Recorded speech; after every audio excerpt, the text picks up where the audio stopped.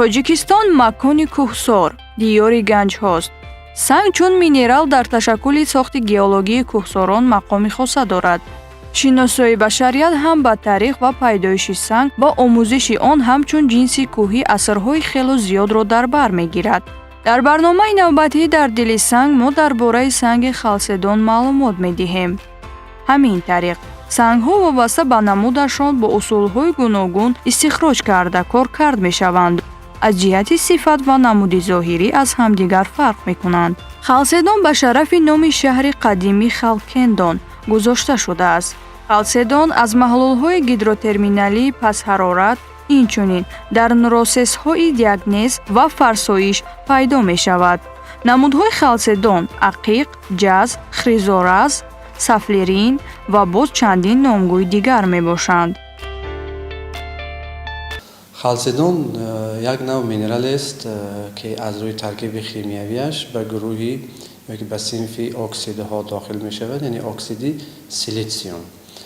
хоб аз рӯи таркиби химиявиаш ки ба минерали кварс, яке аз минералҳои маъмултарини рӯи замин дохил мешавад ва як навъи пинҳонкристалии ҳамин минерали халседонро агат мегӯянд. яъне ҳарду ин минерал ба ҳамдигар монандӣ ва чӣ аз ҷиҳати таркиби химиявӣ ва чӣ аз ҷиҳати сохторӣ ба ҳам монанд ҳастанд.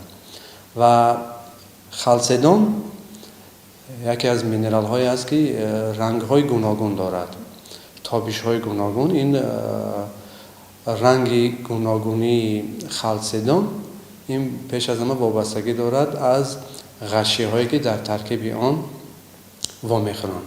масалан рангҳои зард дорад, кабуд дорад, сурх дорад, хокистарии сафед ранг дорад, қаҳва ранг, хоб зард, сиёҳ ранг, сиёҳи бо доғҳои сафед ё ин ки сурхи бо доғҳои сафед, дигару дигар.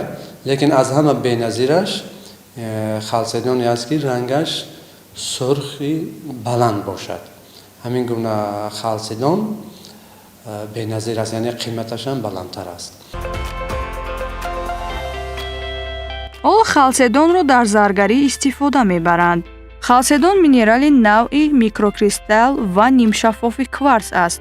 дар таркибаш омехтаҳои оҳан ва алюминий дорад. сохташ нахдор, рангаш сафед, хокистарӣ, кабуд, сабз, зарча, сурхча ва боз омехтаи ҷиллоҳои дигар мебошад.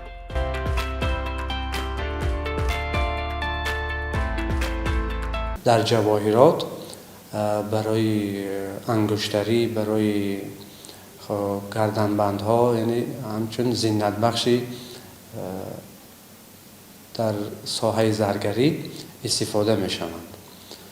ва пайдоишашон бошад, пайдоишашон аслан дар таркиби дар дохили ҷинсҳои вулқонӣ хоб пайдо мешавад. вақте ки ҷинсҳои вулқонӣ пайдо мешавад, онҳо дар рӯи замин ки пайдо мешаванд зуд шах шуда дар худ баъзан холигиҳоро ба вуҷуд меоранд. дар ҳамун дохили холигиҳо ҳамун маҳлули диоксиди силитсиум хоб пайдо шуда баъзан дар натиҷаи дигар равандҳо ё ки ҳодисаҳои геологӣ ин маҳлулҳо сах шуда ба кристаллҳои кварц гуфтем ё кристаллҳои халседону агат табдил меёбанд. хоб аз рӯи хосиятҳои физикиявиаш ҳам ба кварц бениҳоят шабоҳат дорад. яъне сахтиаш аз рӯи ҷадвали маос ба 6.5-7 баробар аст. хоб сахтиаш бошад ба 2.5 ё ин ки 2.6 грамм дар 1 сантиметри кубӣ баробар аст. қабатпайвандӣ надорад. ҷои шикасташ ҳам ҳамвор аст. дар баъзе ҳолатҳо шахшул ҳам мешиканад, яъне ноҳамвор. дар тоҷикистон халседон дар байни харсангҳои кӯҳии муғул вомехӯрад. миқдор ва сифати конҳои халседон ҳоло пурра муайян нашудааст. کان‌های کلانترین در دیگر منطقه‌های جهان هست. البته در تاجیکستان فقط تنها ظهورات‌ها که با کریستال‌های میده، چه کریستال‌های میده خالصدان چه کریستال‌های میده اگات و میخورند. البته که از این کریستال‌ها هم میتوان در ساحه زرگری برای آرایش دادن.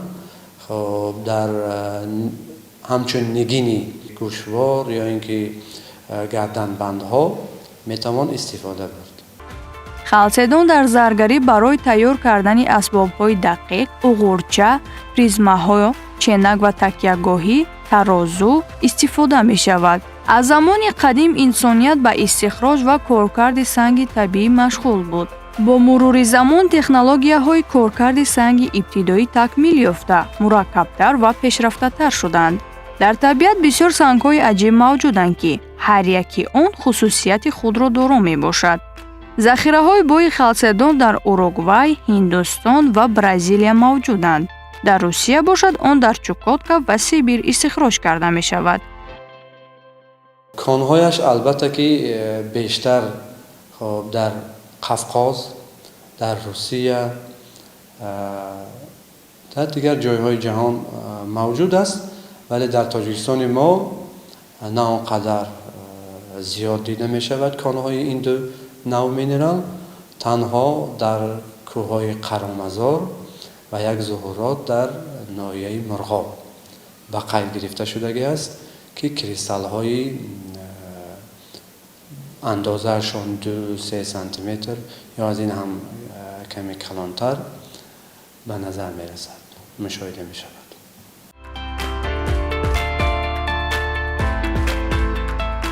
дорусозҳо дар тайёр кардани доруҳо маҳлули халседониро истифода мекунанд. дизайнерҳо бошанд, ин ганҷро барои ороиши хона ва биноҳо истифода мебаранд. заргарон аз халседон ҳалқаҳо, дастпонаҳо ва гӯшворҳоро ором медиҳанд.